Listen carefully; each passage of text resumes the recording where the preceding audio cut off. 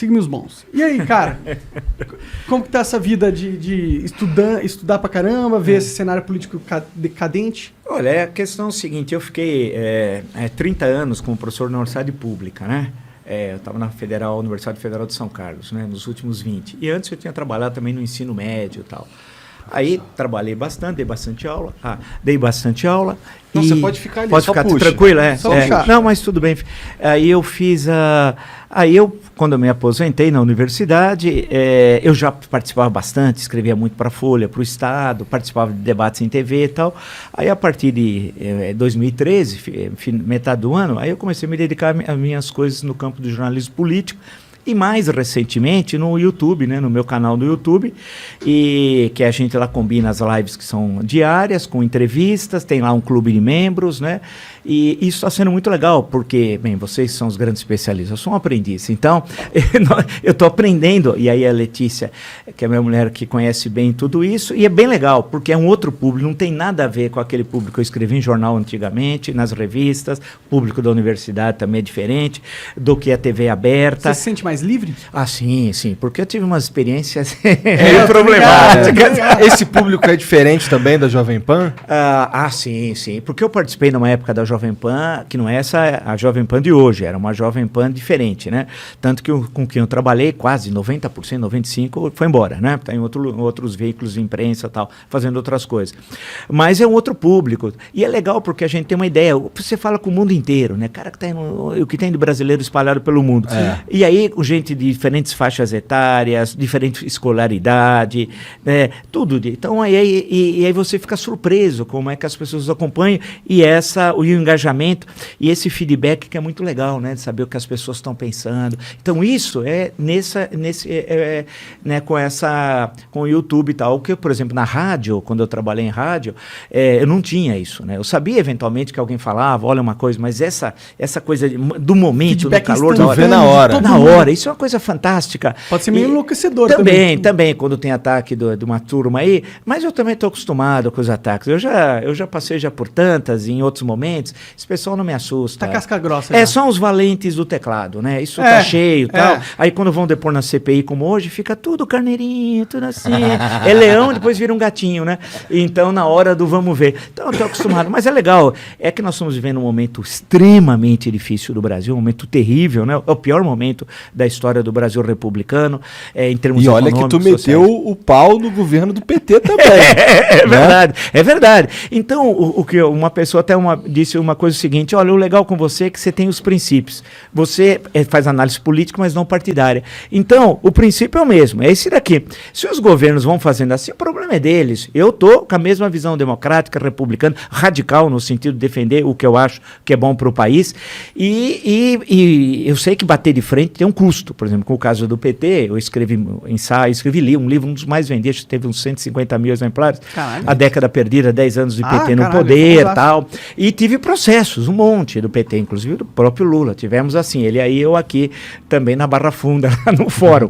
Mas isso faz parte com outros políticos do PT, agora virtual, semana passada, com mais um, que eu já nem lembrava, de 2018, fazia tanto tempo. Mas isso faz parte. Quando é uma discussão assim, no campo das ideias tal, e por alguma razão eles recorrem à justiça. Agora, já a questão do bolsonarismo, o bolsonarismo está fora do campo democrático. O Bolsonaro é nazifascista sem o saber, porque ele é preguiçoso. Eu chamo de mandrião. Mandrião é uma palavra mais educada para falar vagabundo. Então, ao invés de você falar vagabundo, fala mandrião. Mandrião acho que eu estava nos desenhos do Pica-Pau. Então, é uma palavra que também em desuso, mas porque aí ainda bem que ele não lê, não estuda, não escreve, né? Tem problemas cognitivos seríssimos. É um aluno da terceira série do Fundamental 1, né? Ele mais ou menos está ali, na terceira série. E aí, com ele, a barra é pesada, é paulada, é pancada com essa turma que pressiona, que ameaça de morte, né? Então, você precisa fazer o boletim de ocorrência. Ao mesmo tempo, pega lá e a Letícia acompanha isso pela internet, o sujeito manda o modelo para entrar com ação na justiça. Então, por exemplo, a mesma questão em 25 lugares diferentes do Brasil. Então você pega um cara entra com processo no Acre, um no Rio Grande do Norte, outro no Rio Grande do Sul, outro no Mato Grosso, outro em Minas Gerais. Só que agora... A finalidade é encher o saco. Encher o saco e criar, censurar, né? Criar um incômodo e falar, olha, toma cuidado aí. Então eu ganhei, quer dizer, o meu advogado, doutor Alexandre Fidalgo, que ganhou, dessas 20 e tantas em relação só a essa questão, já 17 foram julgados e foi ganhar as 17. Alguns juízes até decidiram, usando a expressão assédio judicial, né? E aí é um meio de tentar coagir, de censurar. Mas eu vou levando sem nenhum problema e vamos em frente. O importante é a gente ter princípios, né? Defender a ordem republicana, combater a corrupção, defender que o Brasil, as nossas 4 últimas décadas foram um horror.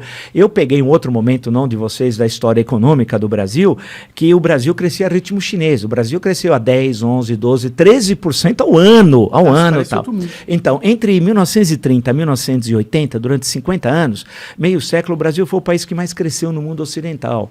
Nós perdemos o caminho nas últimas 4 décadas. E essa que terminou agora, em 31 de dezembro do ano passado, foi a pior das 4. O 2015, 2016 foi um verdadeiro horror em termos econômicos. Então você cai a renda per capita, a expectativa de vida, e o país fica parado. Nós estamos parados, né? O mundo inteiro está se recuperando, se desenvolvendo, e nós aqui estamos assistindo. Você vê a população cresce do Brasil 0,8, que é muito pouco. Quando eu fazia ginásio, nem existe mais ginásio, seria o Fundamental 2, né? No caderno, no verso, tinha um mapa do Brasil e o crescimento era 3,2. Você imagina, e o pessoal achava legal, era uma loucura crescer 3,2 por ano o crescimento da população. Hoje cresce 0,8. Se o país no ano que vem crescer em torno de 1, não vai passar disso, 0,8, é igual ao crescimento demográfico, ou seja, nós estamos estagnados. Então é um momento terrível que nós estamos passando, de estagnação econômica, inflação, essa combinação inflação e estagnação, a chamada estagflação, aí é um horror, né? E estamos passando problemas sérios no campo econômico, no campo social, as pessoas morrendo de fome, você pega a extrema pobreza, né? Tem dados horríveis. Agora que tem muitas reportagens do pessoal abrindo lixo para comer, eu vi isso. Eu vi também. Eu vi, quer dizer, e essa é uma coisa assim inacreditável. Quer dizer, nós estamos num caos social, num caos econômico, político nem se fala, porque ele é um pobre, um incapaz, o Bolsonaro, né? É um beócio, como eu chamo, a palavra também em desuso. Quer dizer o quê, professor? Beócio era um sujeito medíocre, meio burro, porque vem da antiguidade. Em Atenas tinha a península da Ática e tinha a cidade de Atenas, e Beócio era no campo. Sempre teve essa discriminação em relação aos moradores da cidade em relação ao campo, né? Então era que o pessoal era pouco letrado e coisa do tipo. Mas essa expressão também ninguém usa mais. Mas é bom, uma vez por outra, recuperar. Então ele é um beócio, mas se ele só fosse um beócio, ainda o pior é que ele é corrupto, genocida, ladrão e sócio e líder de uma organização criminosa, do qual ele é o chefe, os filhos participam, né? Basta ver as rachadinhas. É que o INHA diminui o crime, né? A gente fala, INHA, o cara fala, pô, tal. Não, ele desviou dinheiro público, peculato, nos gabinetes do Carlos, do Flávio e dele, né? E fez isso durante anos. Porque... Ele é meio ladrão de galinha nesse sentido. né? Porque ele não tinha presidência da República. Então, dá trabalho. Pensa o seguinte... Porque ele era burro, né? Não, ele mas era eficaz para estar mas era o máximo que ele... esquemas, mas era, não tinha... Então, o que ele ficava... Você imagina, dá trabalho. Vamos ler o lado positivo do corrupto. Porque você precisava depositar no envelope 1.200 por vez, aceitava o caixa da Assembleia. Pô, você faz não sei quantos envelopes, dá certo o trabalho, né? Você tem de cobrar o assessor que não trabalha. Foram 102 familiares. Ele é uma pessoa ótima, Nossa. um bom cristão, 102, né? Dele e da segunda mulher, que é uma senhora também de reputação ilibada, uma grande pessoa também, que com ele, durante o casamento, cerca de 10 anos, comprou 14 imóveis. Só que não bate, né? Se você pega os rendimentos dela e dele, como é que eles compraram 14? É o peculato, é o rachadinha, que eles lavavam dinheiro com imóveis e tal. Então, é um momento difícil, porque você junta caos social, caos econômico, um país sem perspectiva, o mundo se modernizando rápido. O Bolsonaro na presidência, não temos lideranças políticas sólidas, alternativas, né? E, por outro lado, nós temos uma sociedade civil orgânica, especialmente os mais jovens, extremamente dinâmicos economicamente. Então, há uma fratura, um racha entre uma sociedade, especialmente dos mais jovens, economicamente super dinâmica. Você pega esse negócio de Facebook, você fala, todo lugar tem brasileiro, se você for examinar. E do outro lado, uma estrutura política do século XIX. Quer dizer, a sociedade está no século XXI e a política está no século XIX. Então não dá, né? Eu acompanho por obrigação, não por prazer, as sessões do Congresso Nacional, da Assembleia Legislativa, eu fico abismado com os caras, a mediocridade. Outro dia um cara de Santa Catarina, deputado federal, pegou e falou, Mato Grosso do Sul, ele falou, é região sul, porque ele é sul. Aí alguém falou, não, é centro-oeste, porque tem o Mato Grosso. Não, se tem sul, é região sul, quer dizer, não sabe nem geografia. E foi o mais votado, pior que o cara em Santa Catarina, foi o mais votado. Então, a Aparecida do Norte devia ser na região amazônica, porque é norte, né? Sai do Vale do Paraíba. Então, você tem um nível muito baixo de representação política, uma sociedade super dinâmica, que você não entende, né?